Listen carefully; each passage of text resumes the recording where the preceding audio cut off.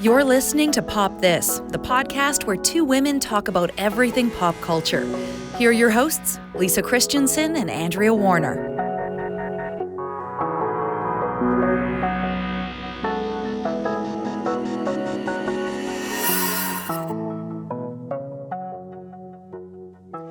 So we both have colds. We sure do. We three all have colds. We three all have colds, miserable colds. When we do something together, we do it. We really do. Yeah. I mean, if people listening wonder how close we all are, there we go. And largely that's to do with the fact that we had a lovely little dinner. After Christmas. Just after Christmas. And everyone was, you were just starting. I was starting. Andrea Gin was in it. And I was untouched at the moment. But I remember now you did taste my drink. I did. I think. I did. I'm so sorry. No, it was all my fault. And then a few days later, it was started, like right on New Year's Eve, it started to be kind of and then full on slam. So all this to say, I want to remind people that sometimes you don't really think about the small innovations in your life, right? People kind of celebrate the bigger things. Sure. Like, you're used to, like, say, lights or indoor plumbing or immunizations. Yep. But have we really ever stopped to think about how important the development is of having lotion in Kleenexes? You know what? That's a great. Who is that person?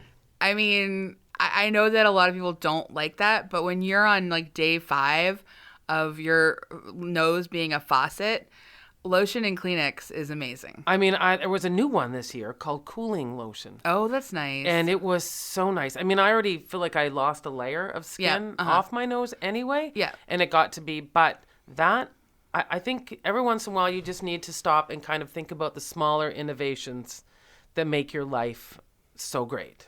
Yeah, I like to, having a long, sort of like interruption to my general health, which I really take for granted, for sure. But like, I'm very lucky. I didn't end up with pneumonia like my sister did, and like my boss in Toronto. Like there's been a lot of pneumonia this season, and so I'm not there yet, which is great. But I was coughing so hard. I mentioned this to you. That and I was sleeping in an armchair so much because I couldn't sleep lying down on my back that I threw out my back. And in particular, when you're just standing in front of your your sink in your bathroom and you're brushing your teeth and your sink's, I don't know, my sink is always at a slightly odd level, so I guess you're standing a little bit differently. And I felt my back do that clunk and then pitch forward, and I suddenly couldn't stand upright at all. And so I'm still not upright. I told you I'm 2 inches shorter right now. I swear to God, it's ridiculous. So I am just like even beyond the mechanical things of lotion, I am just really regretful that I have not been more grateful for a relatively okay back most of my life. You know, it is, like I said, it's these small things we don't really think about. Like, I remember reading, like, weird things that stick in your head.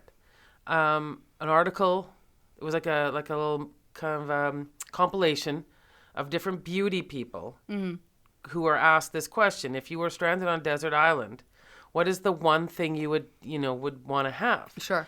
And, everyone was all kind of mascara and a little bit of blush. And one guy said something that has stuck in my head forever. And I can't stop thinking about it. He said tweezers. Wow. You know what? I mean,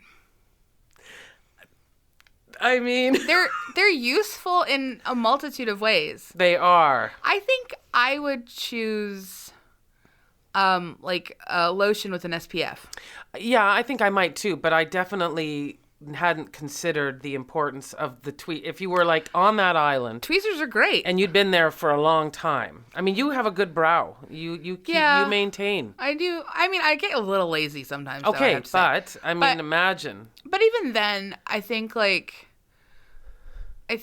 that if I was stuck on a desert island, I might not care as much. More so what I think about the tweezers, which I would be really like I would end up, if I'm on a desert island, I know I'm getting so many things stuck in me. Yeah. Yeah. Like I want for like slivers and things. slivers yeah. and stuff. Yeah. Yeah. Like I want that as an extraction But method. when you see that ship coming to save you, Yeah. who's on it? I don't know, but I want to take off a couple of straight chin hairs for sure. The straight chin hairs. You're right. Whoever is coming, Yeah, no, doesn't need to see that whole ensemble. Yeah, you're right. Fair. I mean, unless you want to have them, like it's cool. Well, yeah, if you did, Like, if you want to have them, great. But if you don't, But want yeah, them, if you don't want to have them, there is nothing that's going to fix it besides a set of tweezers. yeah, I have every once in a while. I get ambitious and I try to pull it out with my fingers. Yeah, It's how's that work out? I mean, it's an exercise in futility. Yeah.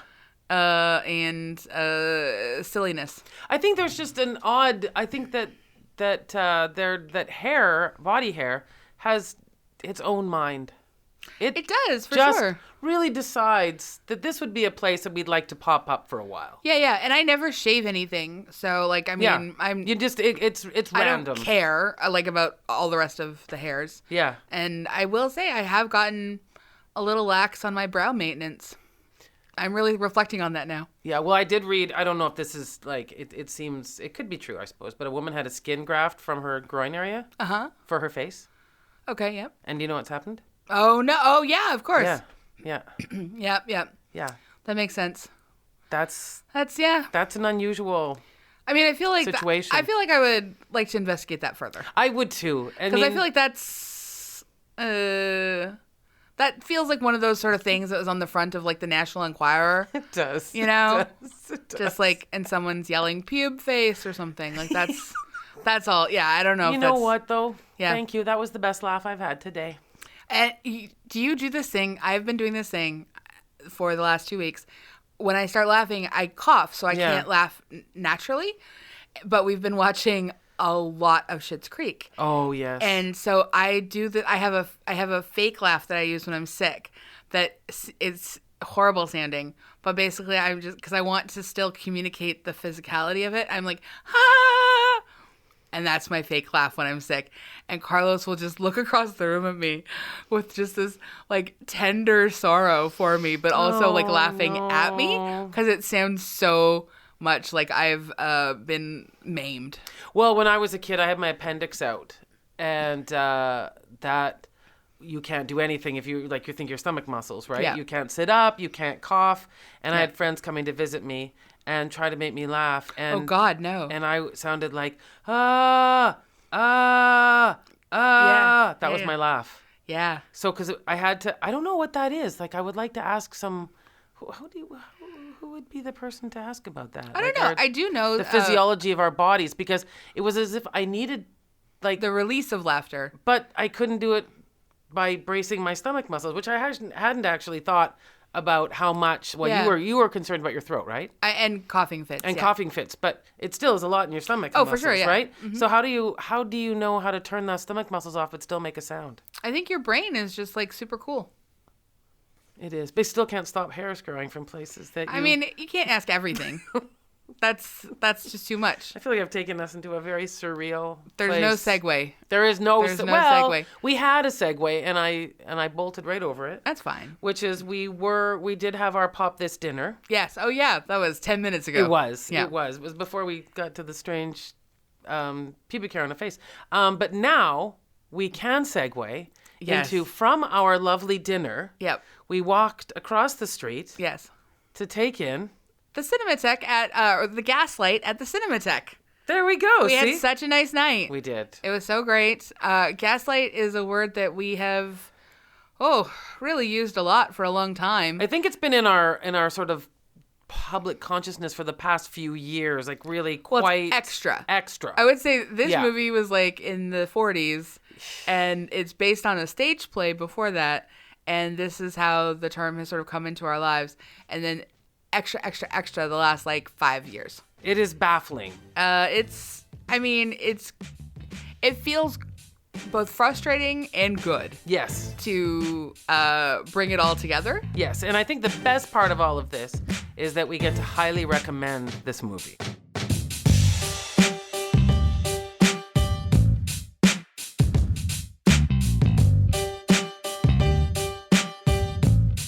now you're skipping to the end.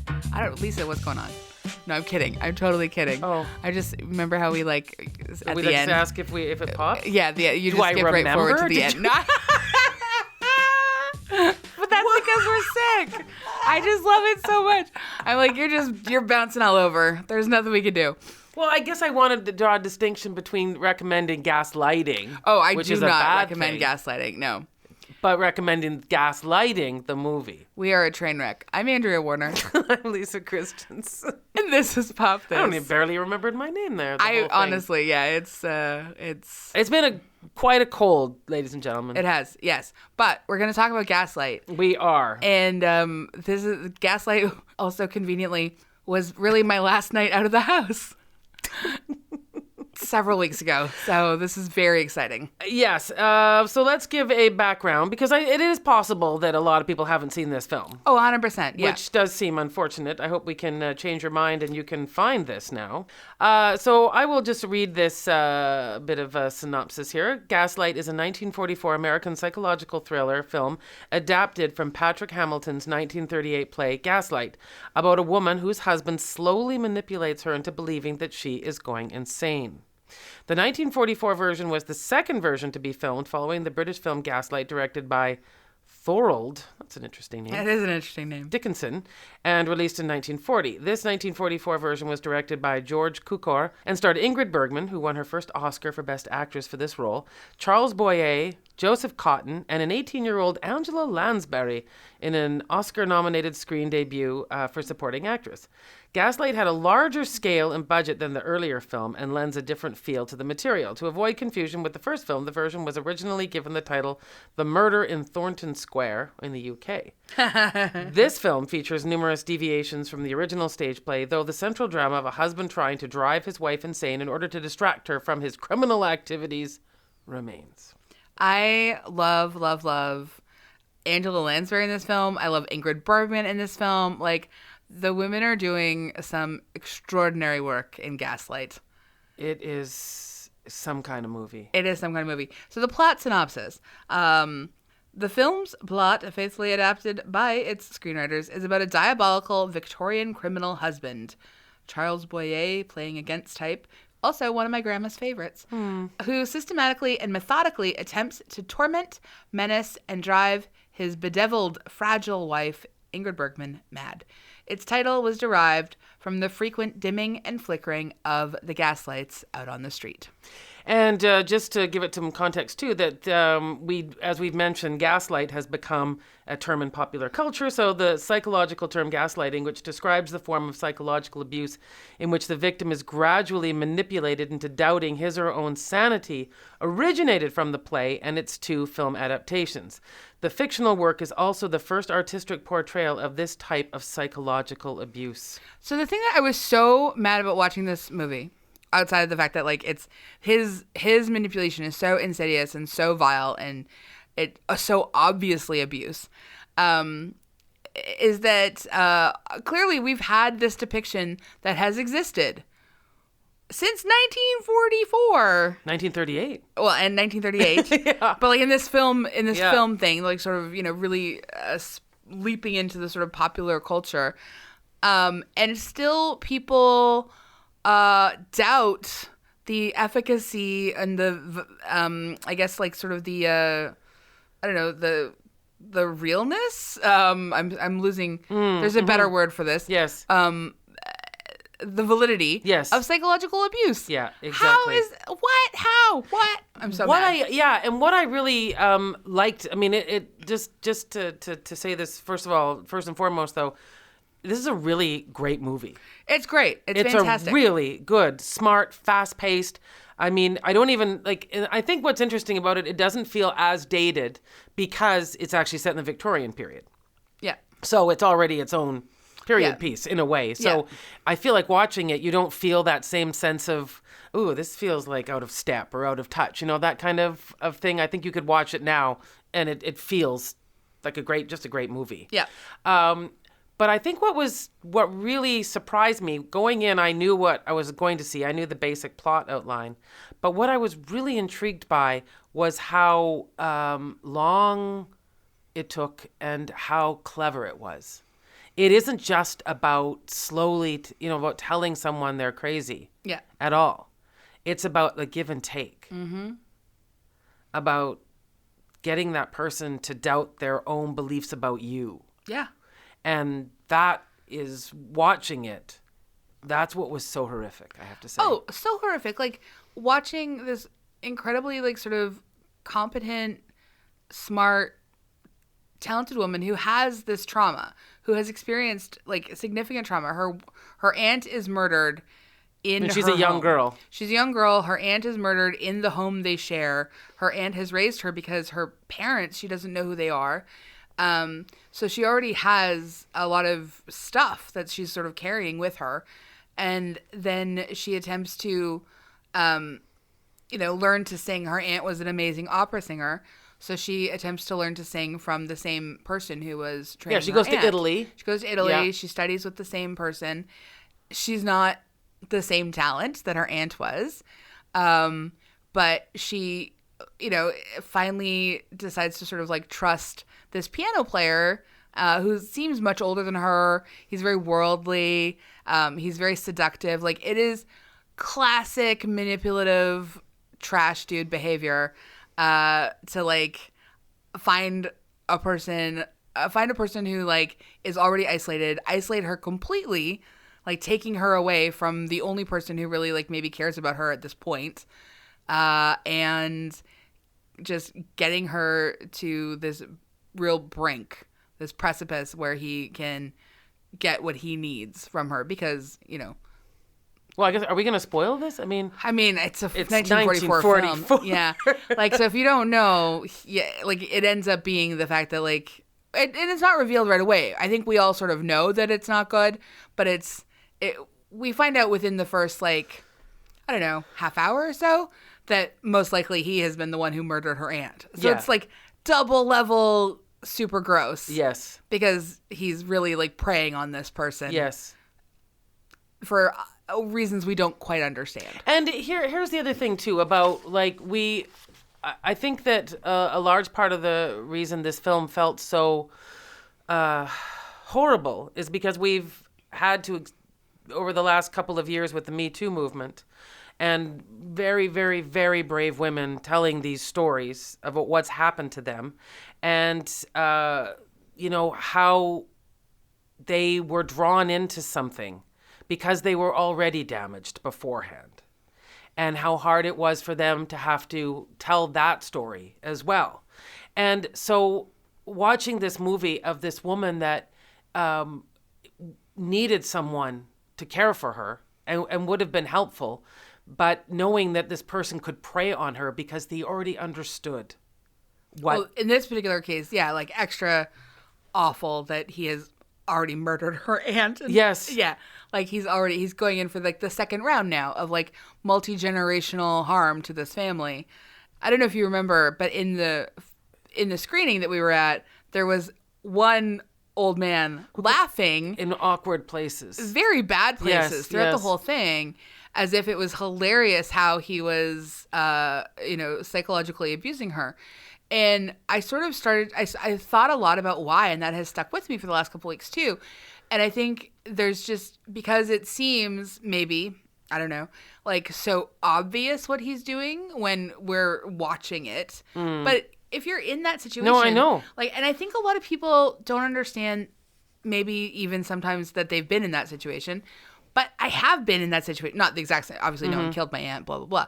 But I have been in that situation where I have been sort of definitely like I would qualify it as like psychological and emotional abuse from a weird relationship for like a few years, and you don't understand. Like a lot of people have said to me, like, why did you stay for so long?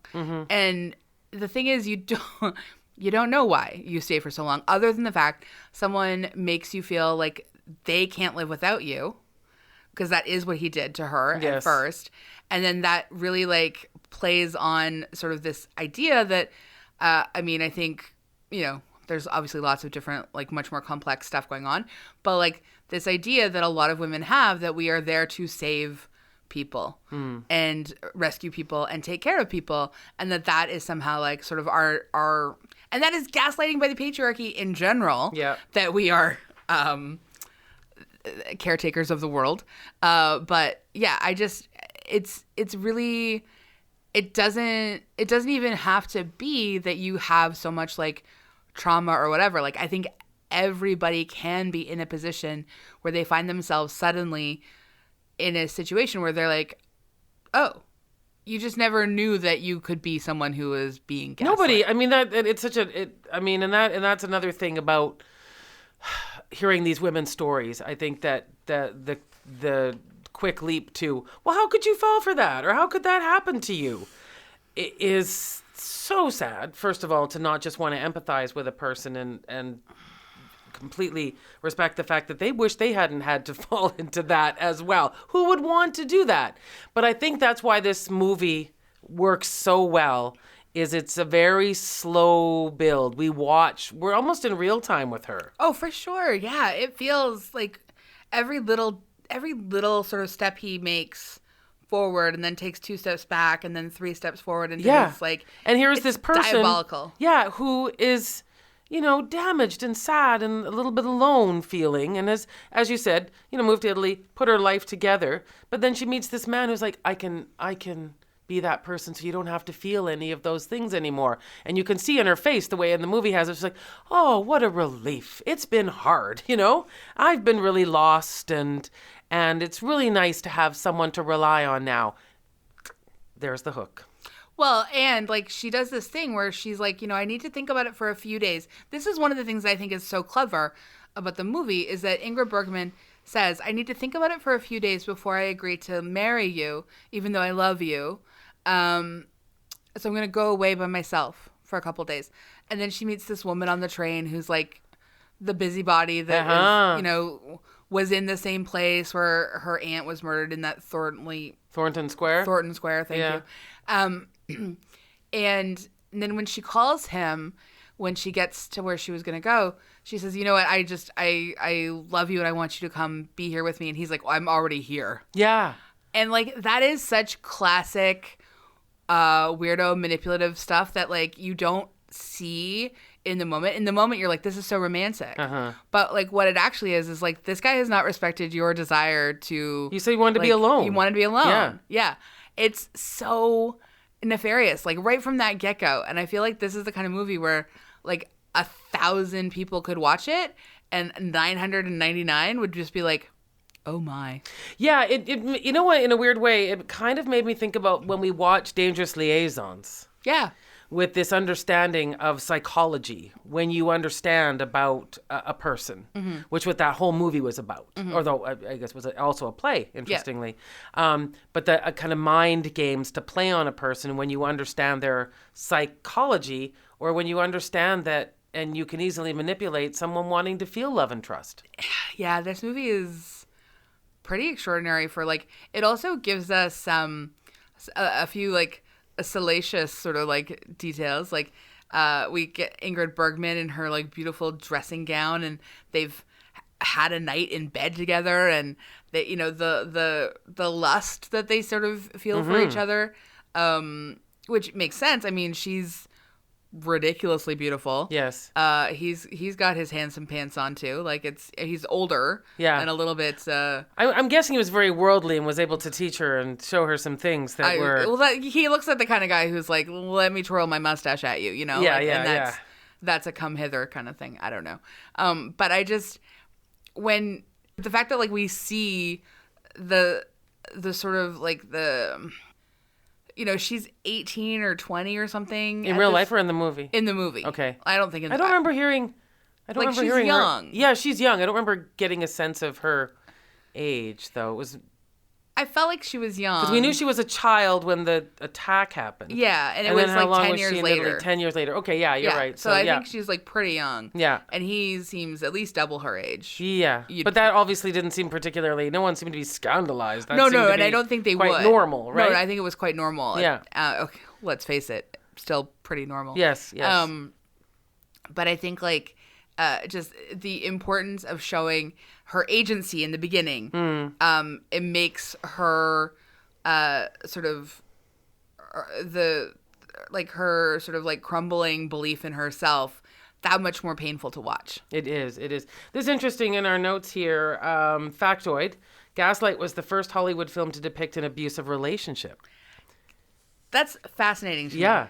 Husbands abusing their wives was not a subject often addressed in classic Hollywood, and certainly not in film noirs, where women were typically written as femme fatales who themselves do most of the manipulating. And neither does it seem intuitive that such a nuanced subject would be well suited to the form's typically melodramatic and then often overwrought style. And that's Stephen Puttycombe in I guess, a book, Little White Lies? Yeah. Yeah. So that is interesting. I think that's really interesting. And I think there's actually like another good quote that sort of supports that, like or not doesn't support it, but I think what it does is it Lindsay Zolatz, who writes for The Ringer, she talks about how it takes seriously Paula's point of view, and it gives us Paula's experience as a sort of center point to this film. And that's another thing that I think is so critical in terms of like depicting domestic violence and depicting like abusive relationships. The movie is never trying to get away from the horror of what is happening to Paula. Yeah, and also it's interesting to me that husbands abusing their wives, not a subject, I'm just reading that sentence again, often addressed in classic Hollywood, because this movie did seem to suggest that there was something more about women, because it was her aunt that was the opera singer. Yeah. A famous opera singer that really ran her own life. Yeah. Right? And there was some kind of almost like a punishment, but yet at the same time, then we had a great moment where that person got brought down. Yeah. But we also have Paula constantly in contrast to the Angela Lansbury character, who she is having like affairs and relationships because she's sort of like lower class or whatever. Yeah. With all kinds of different dudes. She's flirting with the diabolical, murderous master of the house. Yeah. She's also in serious contention with Paula. Like they have a very fraught relationship, but we see it's because of the way that he pits them against each other, which is a very next level thing that we've watched before with men do too, right? We know that she has been hired because he fired the last woman. Yeah. Because I think the last woman was not going to put up with that. Not going to put up with it. Yeah. And so he hires this like really young girl who he knows there's going to be like a class difference between the two of them already, which is going to sort of be exacerbated by his constant sort of nitpicking at her through Paula. Like he's the one doing all of this and presents it as it's Paula's being so difficult. And the other woman in the house, the cook, is deaf. Yes. Almost mostly deaf. Yes. And so she's a great person to have around. And very deferential to her boss. Yeah, for sure. But I mean, she's not going to hear the things that he does, because we find out that he's climbing into the attic at night and like further sort of tormenting his wife because he leaves her alone at home, and she's not allowed to leave the house without his seeming permission. He's convincing her that she's stealing things within the house and then she's misplacing things, and she's accusing the help of like taking stuff. Like it's so brutal. It's very sad. I also just want to make note that Angela Lansbury ends up working again in domestic work in Beauty and the Beast. So she sure does. It's a very peculiar career, and does one of my favorite musicals of all time, Sweeney Todd, and she's Mrs. Lovett. Oh, and it's not really domestic work, but it sort of is, because she runs a pie shop and she ends up cleaning up all the dead bodies from Sweeney and turning them into the pie. Yeah. So Angela Lansbury, what a gift. Yeah, that's a heck of a career, and she's still going. I know. Like, it's wild when you see this movie because, I mean, everyone else in that movie is so long gone. I can't, like, I don't know when Ingrid Bergman died or Joseph Cotton. Joseph Cotton was in Citizen Kane. Yeah. I mean, Yeah. this goes, like, that's like the first big movie, right? Citizen Yep. Kane. Mm-hmm. And so, but she was quite young in this. It was her first role. She was Yeah. like 18. But like you can see how she just sort of attacks it, and like the accent she's doing, and the when she's out on the street hailing a cab, yelling "Oi, oi!" I just about fell off my chair. That's maybe that was the other thing that made me think of Dangerous Liaisons as well, because our hero, I guess, in this, Joseph Cotton, he's a police officer, a detective? He's a detective in Scotland Yard. Scotland Yard. So he is using the kind of Bobby, the constable on patrol there, to keep having an affair like with Angela Lansbury to get information. Yeah. Which is what we also saw in Dangerous Liaisons. He was using his kind of like butler type guy to go and have affairs. Yep. And I thought, I guess, was that a common thing? You would just be getting people to just do your bidding with the staff? I guess, like no one looked like they were traumatized by this suggestion or command. Lots of people don't look like they're traumatized by things, but I still think your employer forcing you into sexual relations, that was different. I mean, I guess obviously the Scotland Yard detective didn't. That guy was just as curious. No, he wanted her. It was just flirting, as far as I know. It wasn't necessarily.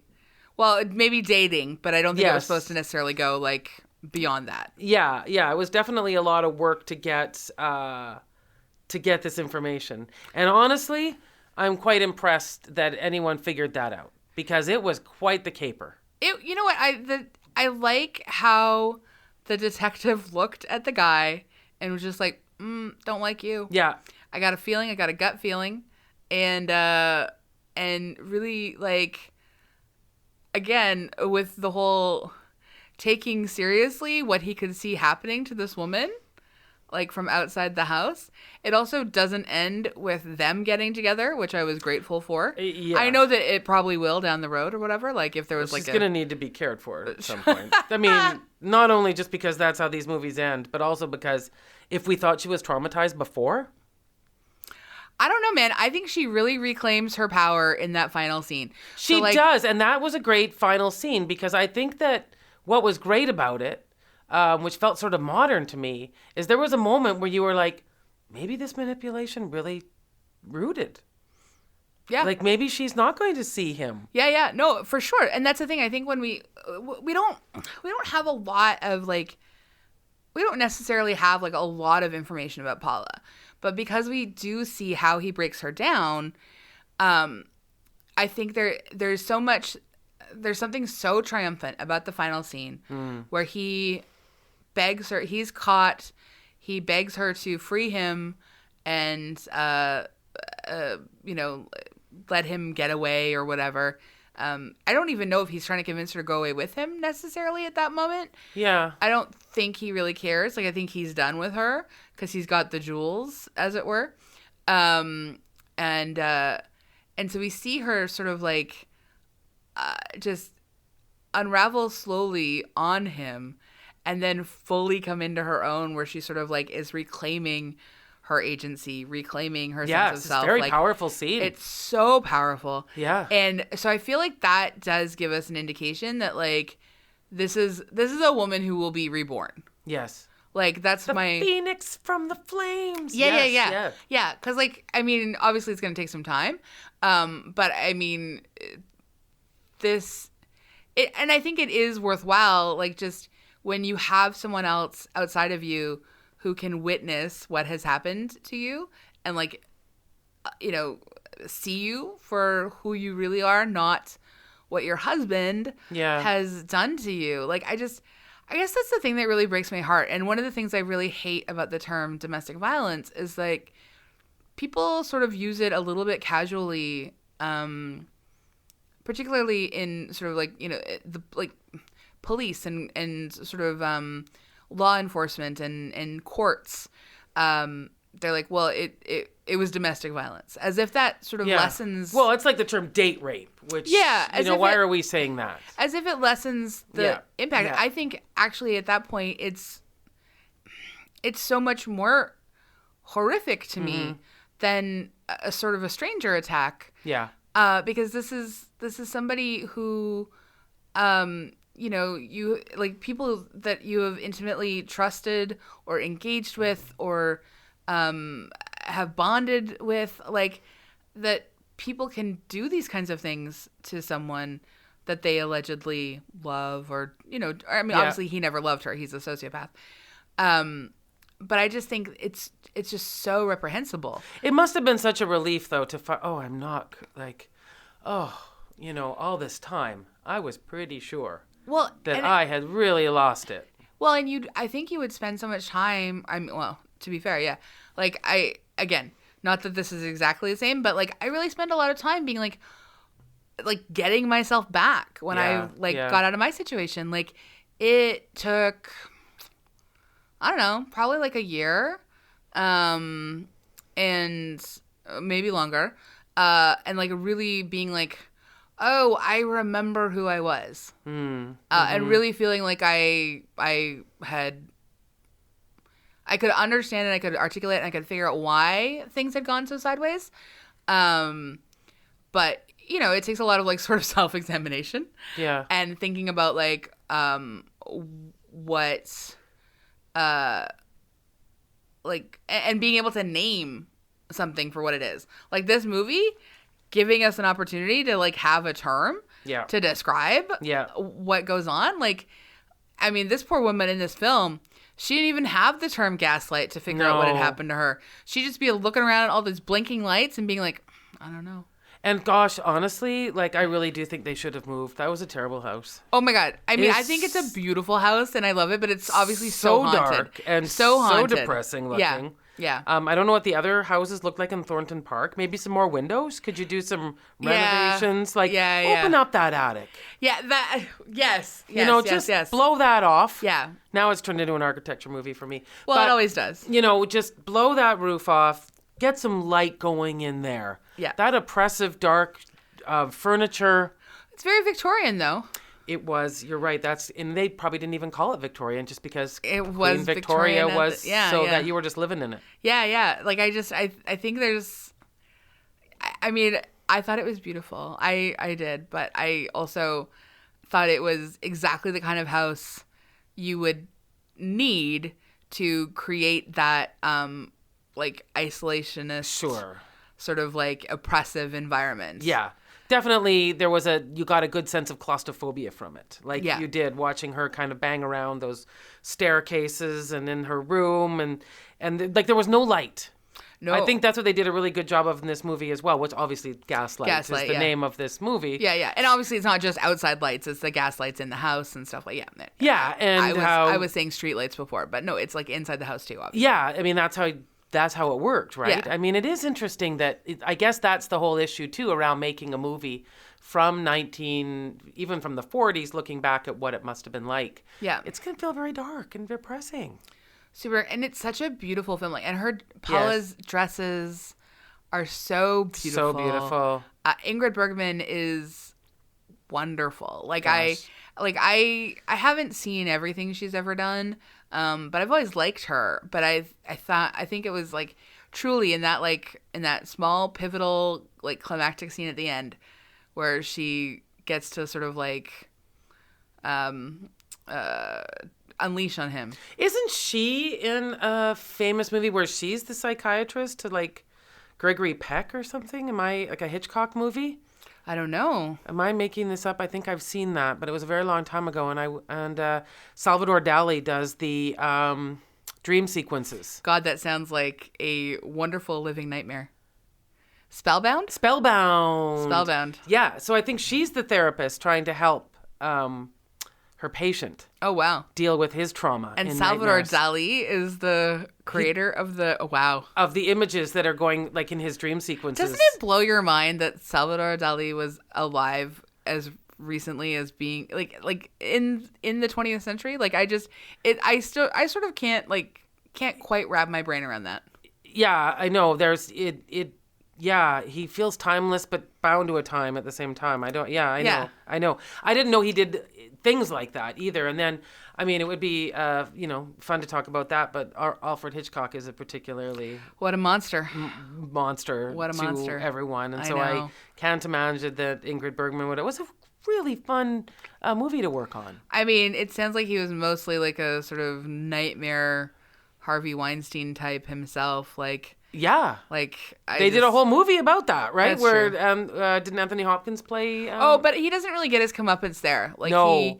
I don't know if he ever gets his comeuppance. It's more a bit of a celebration. Oh, okay, but does he ever get? Did he ever in real life even? Oh, I don't think so. Have to atone for any of the I don't think so. horribleness? No, I don't think so. Yeah. No. So I mean, what was it? Wasn't it Melanie Griffith that had that little coffin sent to her?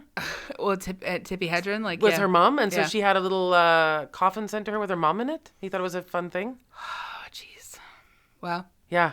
Wow. I mean, boy, oh boy, if we could go into that turn, hey, like the birds and. Man, I wanted to do the birds, but anyway. But yeah, I know, but yeah. Anyway, we're way going off. Ingrid Bergman was what an angel. What an angel. Love her. And gave us Isabella Rossellini. That's so she gifts that keeps on giving, right? Yep, multi-generational, beautiful. Yeah, and I mean, and I still think. I mean, what are you going to do with Casablanca? It's just still a really good movie. Yeah, I finally saw it like 10 years ago. Oh, and? I had never seen it before. It's beautiful. It really is, isn't it? Yep. I know it feels stupid. Like, I remember the one time, I think I've mentioned this here before, that I decided to spend a summer reading Anna Karenina. And after I was, well, that was a really good book. Like, and like I'm saying it to people and they're looking at sideways going, are you having me on? Yeah. And you're like, no, because I just never took the time out. Yeah, of course. Which is much the same way with Gaslight. Yes. You knew it existed. Yeah. You know, you'll hear that expression, you look it up, someone will tell you it's an actual movie, you'll go, oh, it's Ingrid Bergman, it sounds old. And I don't know why. I mean, I think a lot of us have been, had our perspective shifted from good things like, you must remember this. Yeah, I think that movie or that podcast has done a tremendous amount for like reviving old Hollywood. Yeah, but I think there's been some kind of impression that it's boring or these films are not worthy or you'll get bored. But they aren't. No, I don't think I've ever felt like that. I think it's just that there's so much stuff. Yes. But it's hard to find because we discussed that on a couple of episodes ago when we did the Leave Her to Heaven? Yeah. How hard it is to find movies now that we don't have video stores. Yeah. And I mean we did sign up for the Criterion Collection. Yes, we did. For the preview. And that was good. Yeah. But I couldn't commit to the money every month to keep going. Yeah. I have. Oh, have you? Yes, but I haven't managed to spend some time on it. Yeah. Is like that was one of the nice things about going to the cinema, all of us together. Yeah. Was that it was an event? We went there. You're in the theater. You watch it. It's super easy. I think you have to commit a little bit stronger to older movies. Just to follow stories and to stay with them. Yeah. I think Gaslight pops. Oh, I do too. I definitely do. Yeah, if you can see it, find it, try and watch it, go see it. Is there? I mean, well, it's not in the Criterion Collection. I don't like. How would people? Can you order it? Is it something? I know we didn't do that. I don't know. I mean, you might have an art house theater where you are. I would assume it's on iTunes, maybe. Yeah, it should be. It looks beautiful. It looks beautiful. It is stunning, and Angela Lansbury should be talking about this all the time.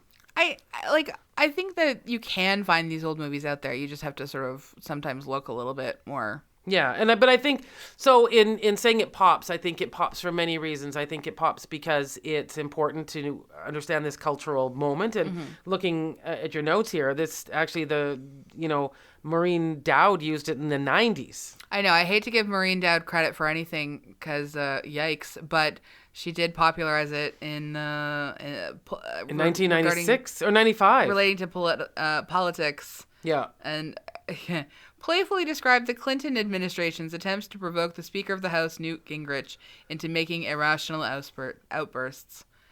I mean, look, if there's no more 90s sentence in the world than what we just put together right there. But yeah. But it seemed to go a little bit dormant, at least in the big popular conversation. I think psychological terms have become much, especially as we've become sort of like more obsessed with like self-care and naming things. We've psychological terms have entered into our sort of like more mainstream popular culture lexicon. And that's where we end up. Yeah, and so now we have Gaslight, so you owe it to yourself to see this movie. Yes. And as you mentioned as well off the top, to remind yourself that don't let anyone fool you, that we didn't know this was going on. We've didn't know known. This was a kind of thing that could happen to women. We've known for a long time. Yeah. Frustrating as hell. Yes, it is.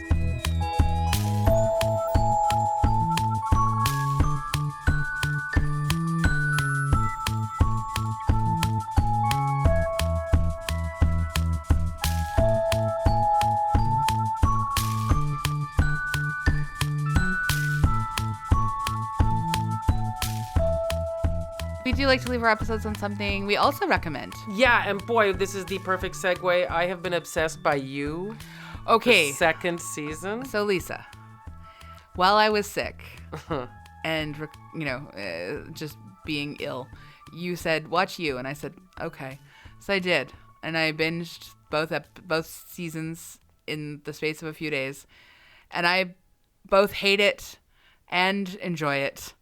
And I am very excited to have quite an in-depth discussion with you. Absolutely. In a future episode. Because what a nightmare extension of Gaslight. Right? I mean, I don't think you would even have You if you didn't have Gaslight.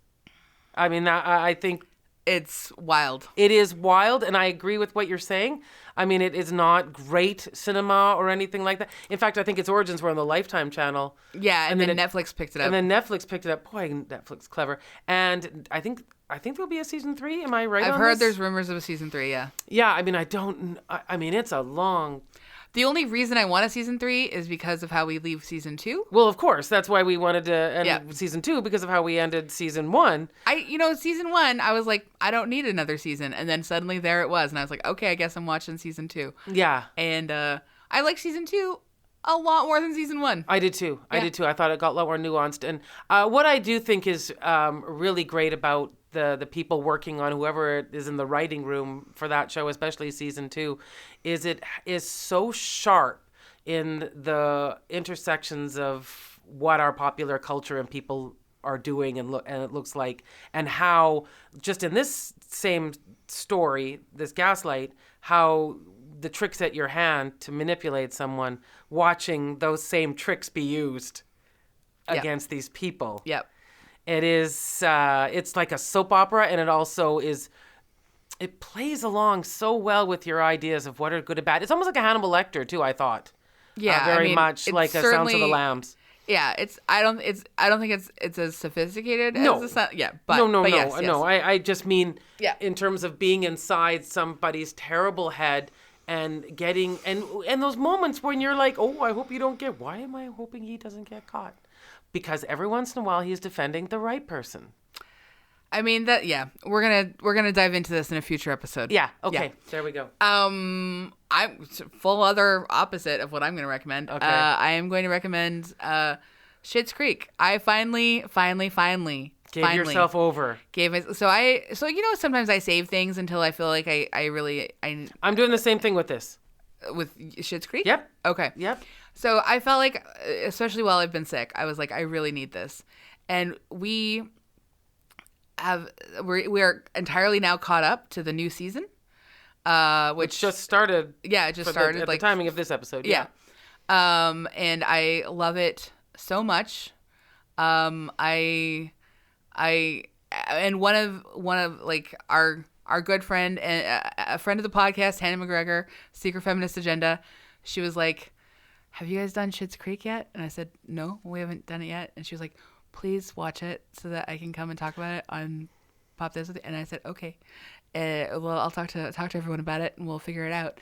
And I finally, and it's not just Hannah. Everyone's been recommending it to me for years and years and years. My sister, best friend, everybody. You're all right. Yeah. You are all absolutely right. It's great. I mean, I'm really obviously grateful and happy for a Canadian show to do this well. But I think there is that element of Canadian that you're like, oh, I watched Dan Levy on MTV. Remember? With Jesse, and you were watching him on After Party for Laguna and stuff. Yes, I did that, everyone.